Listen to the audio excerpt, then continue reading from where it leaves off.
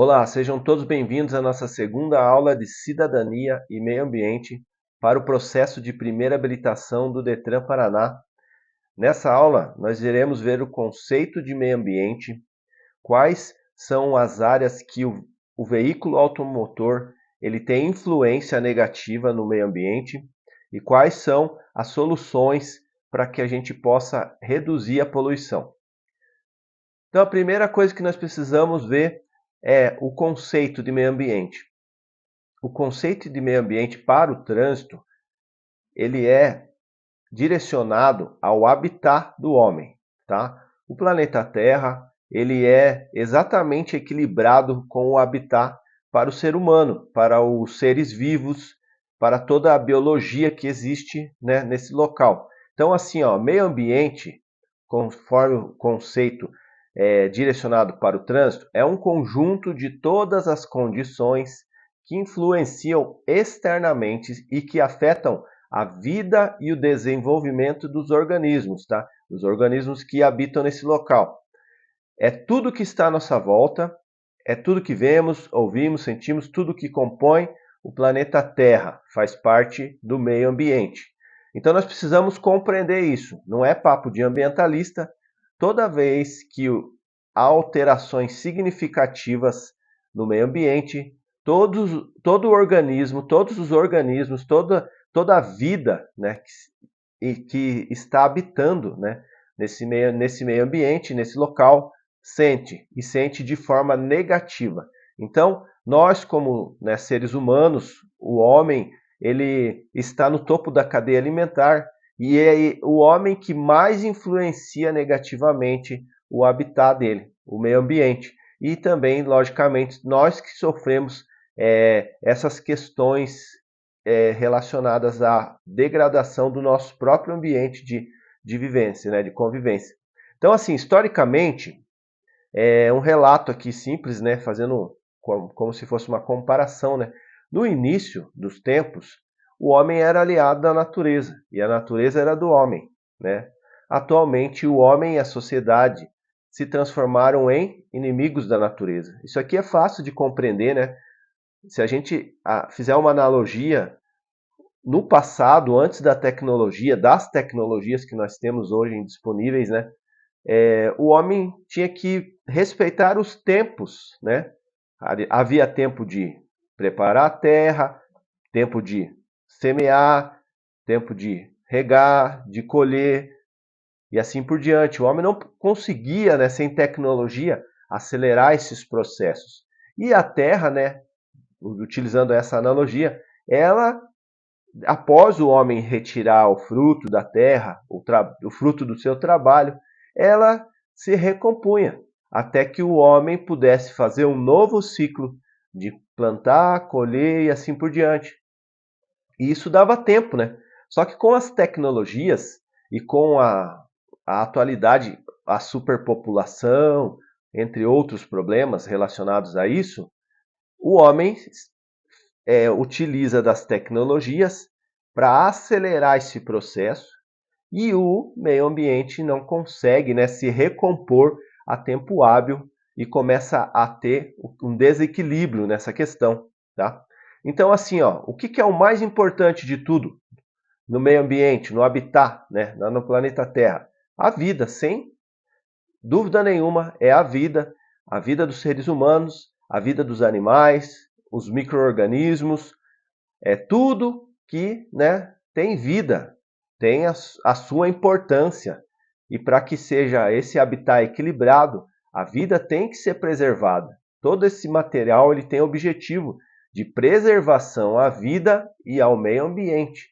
Então nós precisamos compreender que estudar meio ambiente para a primeira habilitação é entender que eu faço parte desse meio ambiente. Então, assim, o meio ambiente é tudo que está à nossa volta e, sem dúvida, essa vida é o elemento mais importante e mais precioso. É o que está escrito no nosso slide, tá? Então, e o que o trânsito, né, influencia nisso?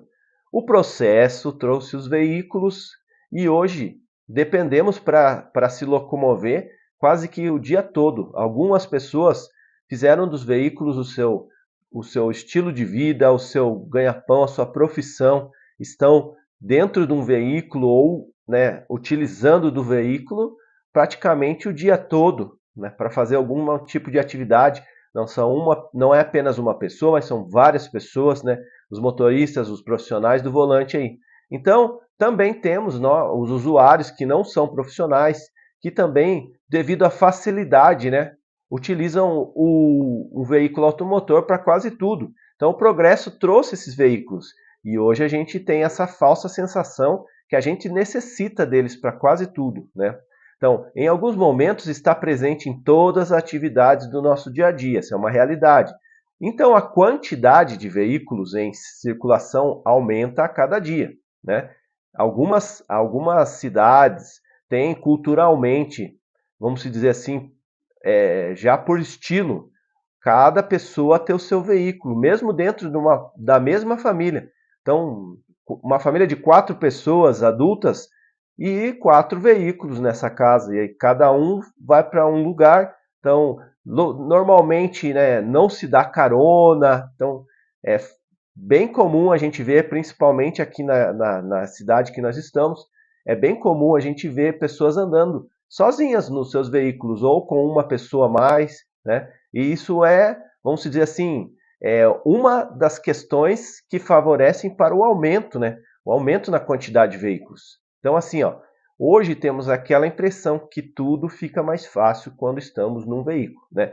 Por isso, a grande concentração de veículos em centros urbanos fez com que a poluição atingisse, né? Está atingindo cada vez mais níveis acima do que o organismo tolera, tanto o organismo humano quanto, né, os micro-organismos e a vida, né, que está no planeta Terra, no nosso habitat.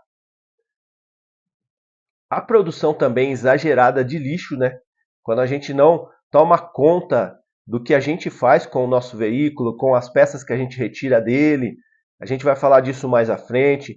A gente utiliza recursos potáveis para executar algumas atividades no veículo. Então, tudo isso faz com que, né, os níveis, né, de poluição aumentem, vamos dizer assim, o lixo aumente, os gases tóxicos, a utilização de recursos que eles estão ficando escassos, né? Então a gente precisa compreender isso, que tudo isso contribui agressivamente para poluir ou para retirar, né, os recursos do meio ambiente. Então, o que nós iremos abordar aqui, né, com ênfase? A poluição, né? O que é poluição? Poluição é toda e qualquer alteração natural, né, na natureza física, química ou biológica que venha a desequilibrar um ciclo biológico, proporcionando alterações na flora, na fauna e no próprio meio ambiente, tá? Então, esses são os tipos de poluição que nós iremos falar aqui, com ênfase nessa primeira aula de meio ambiente. Nós temos 2 aulas, né, desse assunto. A ênfase maior será em poluição atmosférica. Então vamos lá. O que é então poluição atmosférica? É a contaminação do ar através dos resíduos de processos industriais, tabagismo, fumaça dos veículos, queimadas, desmatamentos, incêndios florestais e variações de temperatura. Ou seja, o veículo, qual é a influência que o veículo tem? O veículo automotor utiliza do combustível fóssil, que se queima. Se queimou o combustível, produz o quê? Poluição atmosférica. E nós iremos observar quais são os gases que o veículo libera na atmosfera. Tá? Então, primeiramente a gente vai falar das consequências. Tá? Quais são as consequências da poluição atmosférica? Danos na saúde, né? O ser humano sente com isso cada vez mais, danos na vegetação, os animais também sofrem com isso, com a poluição atmosférica, os materiais sujam, degradam, corroem, né? E as alterações climáticas que isso afeta de alguma maneira agressivamente, né, o meio ambiente. Então, assim, ó, os danos à saúde, a gente pode, né, ter uma lista de vamos dizer assim, anomalias, várias vários problemas do sistema respiratório do ser humano, né? As mazelas, eu estava procurando a palavra ideal. As mazelas do sistema respiratório são elas: bronquite, renite, efizemas, asma, né? E assim por diante, que estão todas listadas aí. Há um tempo anterior, essas mazelas elas não eram tão presentes, ou pelo menos não na maioria, né, da população, mas conforme a poluição foi ficando cada vez num nível cada vez maior, é comum a gente ver crianças, jovens, adultos com essas mazelas e algumas crônicas. E isso é também, né, efeito da poluição atmosférica. Danos na vegetação. Então, como eu falei lá atrás, né, antigamente a fotossíntese, né, ela era feita de uma forma natural, né, os raios solares ele entravam aqui na nossa atmosfera, os vegetais faziam as fotossíntese, né? Você estudou isso lá na escola. E a mesma energia, a radiação que entra, tem que ser a mesma que sai, né? Só que com o efeito estufa, né, essa poluição fica acumulada, né, na atmosfera, ficou difícil desses raios entrarem e saírem. Então entra mais energia, mais radiação do que sai. Isso fez com que a Terra virasse uma estufa, literalmente. E cada vez mais a gente vê o desequilíbrio da temperatura do nosso habitat, né? E sem falar também na questão do crescimento, as folhagens sofrem ataques, né? Sofre degradação, os frutos já não crescem com a mesma proporção, e isso tudo está ocasionando o quê? Uma desfiguração, né, da paisagem que antes era natural.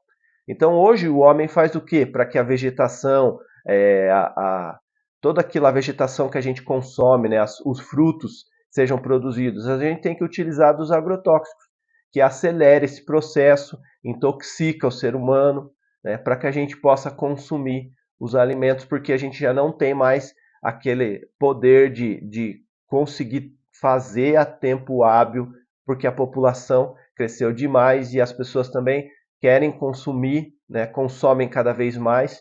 Então existe uma cadeia produtiva por detrás disso. Isso também afetou, né? E a poluição atmosférica tem um fator fundamental, né, nessa questão. Os danos aos animais, a partir do que? Dos poluentes, ou que eles venham a ingerir, né, algo contaminado. Então, isso aí também tem ocasionado, né, mazelas nos animais, e a gente vai lá, às vezes, come os animais, está comendo plásticos, a gente vai falar disso lá para frente, e assim por diante. Danos aos materiais, né? Sujeira, desgaste, corrosão, a gente vai falar disso sobre um gás que é liberado na atmosfera, que volta para a Terra em forma de ácido sulfúrico, né? Isso causa corrosão. Então a gente observa que os monumentos, as casas, volta e meia a gente precisa fazer uma higienização, uma limpeza ou até mesmo uma pintura, porque a atmosfera está tão poluída que hora volta essa sujeira, que não é só da chuva, né? Ela volta e vai degradando toda essa paisagem, né? Todos esses materiais, os monumentos, e a gente tem que estar limpando isso aí, né? Isso também é um efeito da poluição atmosférica. Alterações climáticas, a gente tem observado isso muito a fundo. Um tempo atrás, se a gente levantasse esse tipo de papo, seria um papo de ambientalista. Porém, hoje, todo mundo está vendo, está sofrendo as consequências das alterações climáticas, enchentes, um calor acima do que o ser humano suporta em determinadas regiões, que são regiões equilibradas, né? Que nem é tão frio, nem é tão quente, e assim por diante. Então, o aumento no volume da chuva, a redução da radiação, a iluminação, como eu falei, o aumento na temperatura, tudo isso é um fenômeno que está acontecendo por causa da poluição atmosférica. Então, quais são os gases que são liberados na atmosfera que contribuem com isso? Aqui estão, né, 5 gases que são liberados na atmosfera e colaboram com a poluição ou com a degradação da camada de ozônio. O primeiro gás é o gás carbônico, tá? O gás carbônico, ou dióxido de carbono, ele é produzido pela queima de qualquer produto orgânico, né? E também no processo de respiração dos animais e vegetais.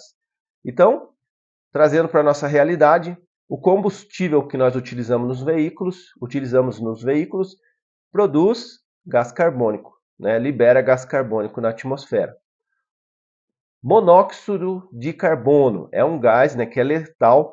Ele mata por asfixia química, impedindo o quê? Do oxigênio, o oxigênio chegue às células. Então, ele não tem cheiro nem cor. Então, você submetido, exposto a esse gás, você pode desmaiar e entrar em óbito sem perceber. Tá? Por exemplo, um gás que libera monóxido de carbono é o gás de cozinha. Não é aconselhável se cozinhar num ambiente totalmente fechado, onde não há nem um pouquinho de ar, né, circulação de ar. Por quê? Porque o gás de cozinha, quando está sendo queimado no fogão, ele libera esse gás e ele não tem como observar, não tem cor, não tem cheiro, né? Também as velas, né?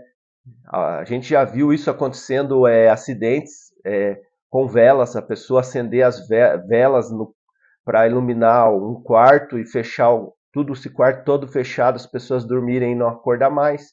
Então essa é uma característica do monóxido de carbono, tá? Depois nós temos também quais gases? Os aldeídos, né? Que são os gases liberados pelos veículos a álcool.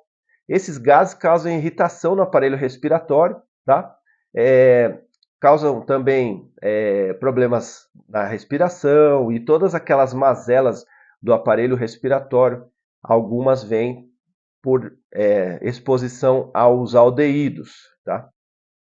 E o dióxido de enxofre e o óxido de nitrogênio, que são os mais danosos para a atmosfera, tá? Além deles ter bastante partícula, a gente vai falar sobre isso, partícula sólida, né? Esses gases combinados com água, né, na atmosfera, ele se precipita, ele volta para a Terra em forma de chuva ácida, tá? Porque ele tem ácido sulfúrico. E também fica uma questão aqui, né, de conhecimento aqui.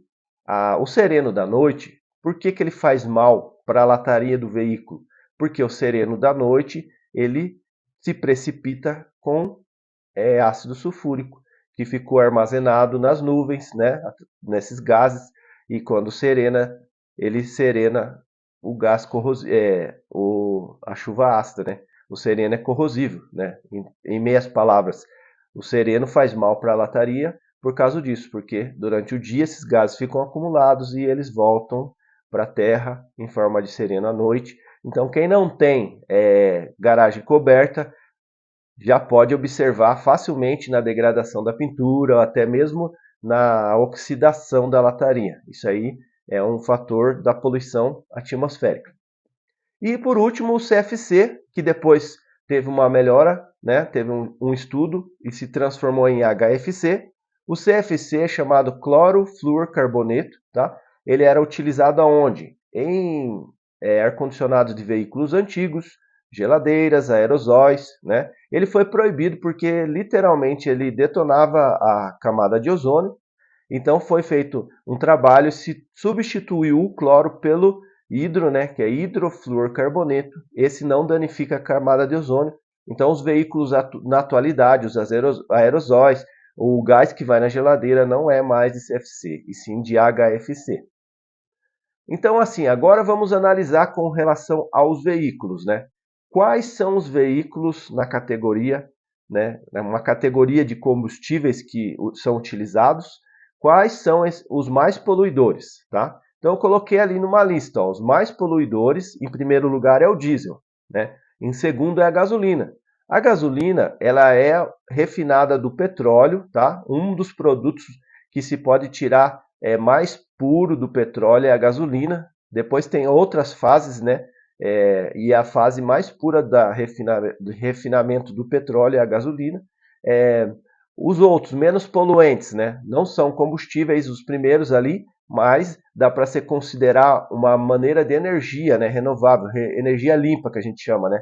Eletricidade, nós temos hoje na atualidade veículos elétricos. Isso aí já existia, né, pessoal? Não é vamos dizer, algo da atualidade, só que não era acessível, não tinha nenhum objetivo de se quebrar, né, o monopólio econômico do petróleo. Só que agora, como as questões climáticas estão assumindo um nível intolerável, daí começou-se a liberar essa tecnologia, tá? Se você quiser, você pode pesquisar. Em 1980 já tinha projeto de veículo elétrico, no próprio Brasil já tinha projeto de veículo elétrico, tá? O único veículo produzido no Brasil, né, que existia, ele tinha um projeto elétrico desse veículo. Então, isso não é segredo para ninguém. Então, só que existia uma jogada política financeira que sempre, né, segurou a evolução com relação a essa energia renovável. Mas hoje já está começando a entrar no mercado, tá? Com valores mais acessíveis. Antigamente, há um tempo atrás, era muito caro, tá? Foi a maneira de dizer, ó, tem, mas é cara a tecnologia, tá? Mas há controvérsia. Porém, ela existe agora, está entrando no mercado, tem motocicletas elétricas e assim por diante, e chegar uma hora que não vai dar para segurar mais, né? Então, assim, nós temos a eletricidade, temos o hidrogênio, tá? O hidrogênio, tem algumas pessoas que fazem projetos em que a água, né, utiliza-se um compressor para quebrar a molécula da água e canalizar só o vapor do hidrogênio, tá? Para a câmara de explosão. Isso aí é algo que funciona, tá, na atualidade, porém não conheço ainda veículo só movido disso, tá? Eu conheço veículos que adaptam esse sistema e acaba auxiliando para economizar o combustível, tá? Economizar na gasolina ou no álcool, e aumentar também a eficiência do veículo. Isso existe já, mas também por um futuro pode vir a existir veículos totalmente movidos a hidrogênio. Se houver, né, talvez já esteja, né, em utilização em outros países, mas aqui no Brasil ainda não é uma realidade. Só essa transformação que eu falei que auxilia, né? Auxilia o veículo a combustão de álcool ou gasolina, o veículo flex, auxilia com hidrogênio. Isso aí já tem no mercado, você pode pesquisar. Aí nós temos o biodiesel, que também deixaram de falar um pouquinho, mas foi um investimento, uma tecnologia desenvolvido através de grãos aí, né? Tinha, se eu não me engano, de soja, de milho. Tem um trabalho aí, né, desenvolvido para reduzir a utilização do diesel que utiliza o petróleo. Tá? Também é um projeto que existe, porém já não é muito comentado, mas existe. É uma tecnologia renovável, né? Uma tecnologia mais limpa. Daí o gás natural, que a gente já tem o conhecimento, né, do gás natural, que acho que é o GNV, né, GNV, e o etanol, que é o nosso álcool, que é produzido da cana-de-açúcar, né? Então, numa hierarquia, se cair na tua prova, você tem que entender, ó, diesel polui mais, gasolina, depois o etanol, e aí os outros assim por diante, ok? Então, a gente falou de toda a problemática aqui, né? E agora nós temos que entender quais são as soluções que já existem, né? Até o momento e o que pode aparecer na sua prova relacionado às soluções para reduzir a poluição atmosférica, né? Duas delas estão aqui na nossa tela, né? Os fabricantes inventam tecnologias, né? A cada ano que passa, eles melhoram essas tecnologias, tá? Para evitar a emissão de partículas e para melhorar o desempenho e também reduzir o consumo, porque se queimar combustível em excesso, gera poluição em excesso. E para isso, o que foi feito? A injeção eletrônica. Em 95, aproximadamente, começou a existir os veículos a injeção eletrônica. Primeiramente era um ponto de injeção, agora já são 4 ou até mais, né? E a injeção eletrônica ela é mais eficiente, porque ela é eficiente em economia, tá? Ela consegue fazer um gerenciamento eletrônico de toda o combustível que está sendo injetado no momento, se o veículo está necessitando daquela quantidade, né?